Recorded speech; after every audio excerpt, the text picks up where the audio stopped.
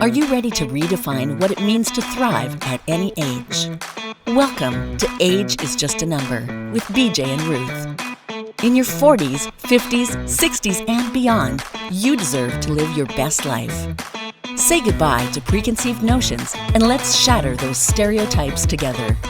Get ready to own your vitality because age, well, that's just a number.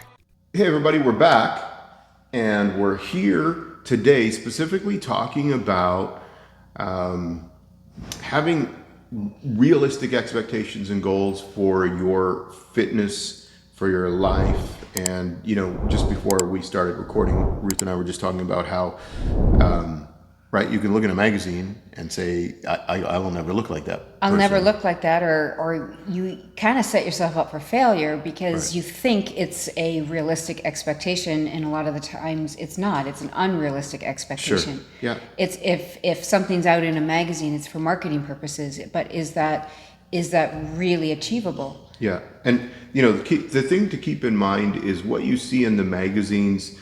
A lot of them are obviously photoshopped.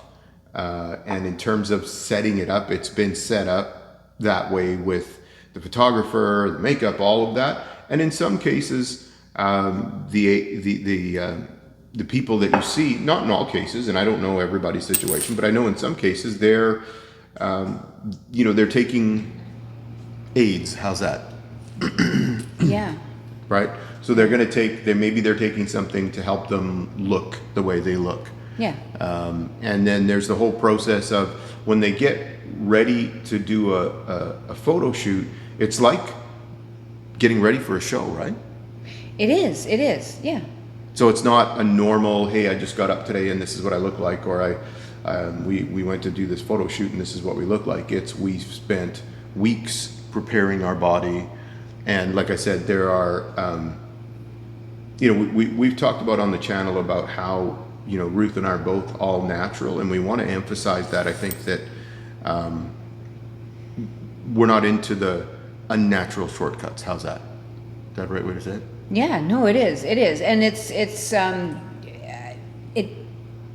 takes longer, I think, to achieve those goals when you're doing it naturally. But it is a different, it's asking your body to do it all on its own, and it's a different result. Yeah. As well. So I think the thing to bring that back to is talking about what's possible and about you making realistic goals, but also you don't want them to be so realistic that it's easy, right? I think you're going to need to stretch for your goals a little bit. Well, yeah, because I think any goal really should have some effort behind it, or else you're not going to get that satisfaction of look what I did, look what I've accomplished.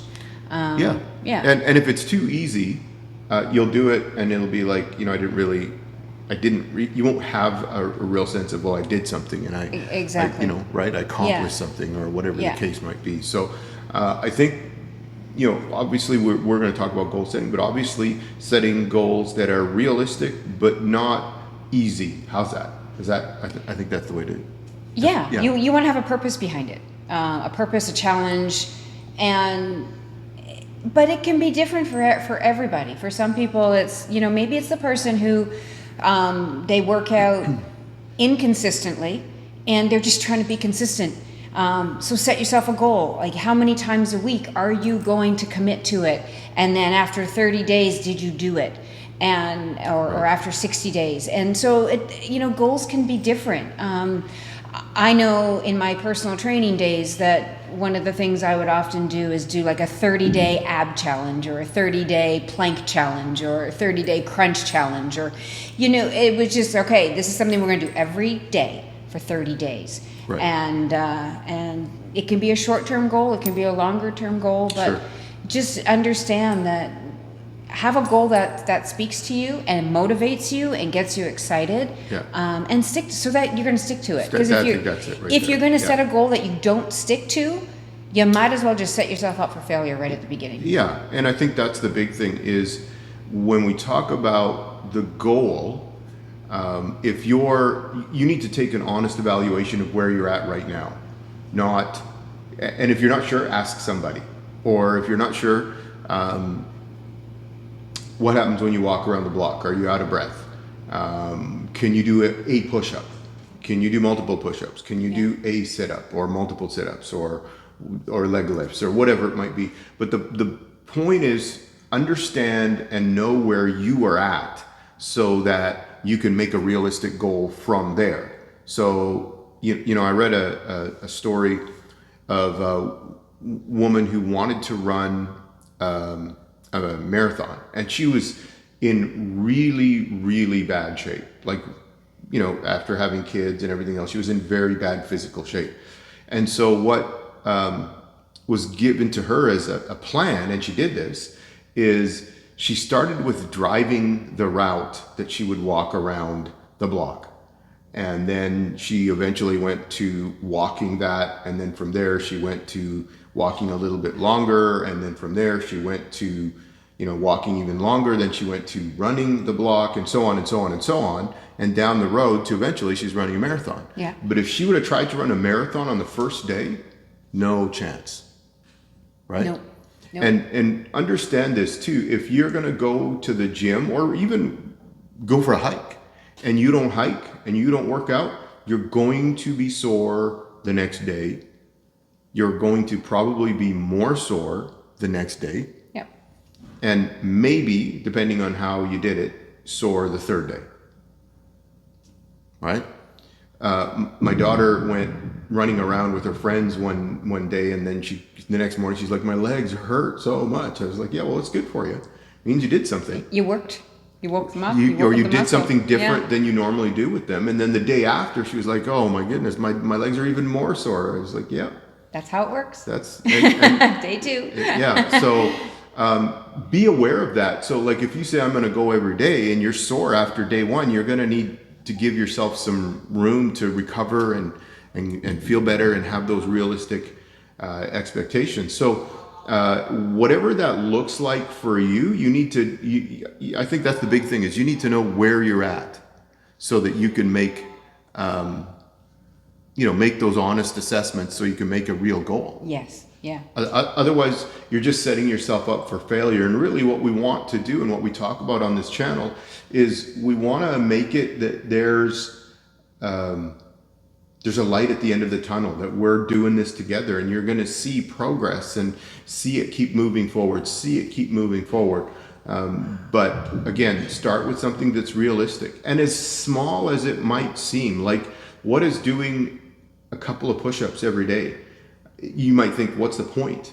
But if you start there with the intent that, okay, if I do this for a week, then what, maybe next week I'll do 5 push-ups or whatever it might be. Or every week add 2 push-ups. Yeah. Or I'm going to walk around the block, 3-4 days of the week. Like, Ruth hikes up a mountain. That's probably not going to be the first thing that you do if you're not being physically active to start with. Yeah. So I think, that's a big part of it, assessing where you're at. And here's something else Ruth and I were just talking about in terms of assessing where you're at. It's, before you decide to do something, it's worthwhile to see your doctor and make sure where you're at, and that you get that green light that says you're good to go.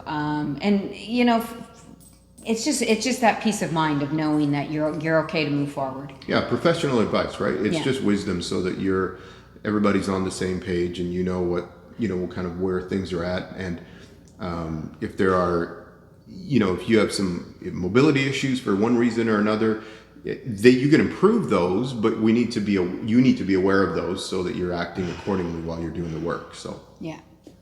And for some, it's a doctor, a regular doctor. For others, it's a naturopath. For others, it's a chiropractor.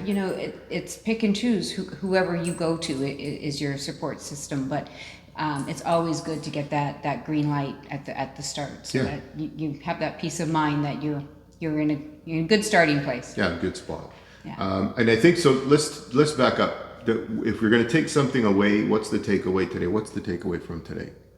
Goals. Have goals. Have that drive that drives you. That why are you doing this? Yeah.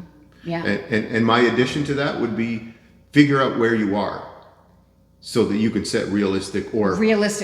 Goals that are a stretch. how's that? Stretching goals. But like a realistic goal is maybe not if you don't work out at all or you don't hike at all, I'm going to hike this mountain tomorrow, or I'm going to go to the gym every day this week, or whatever it is. Yeah. But so you know where you're at, so you can make a goal that's a little bit of a stretch, but still realistic, right?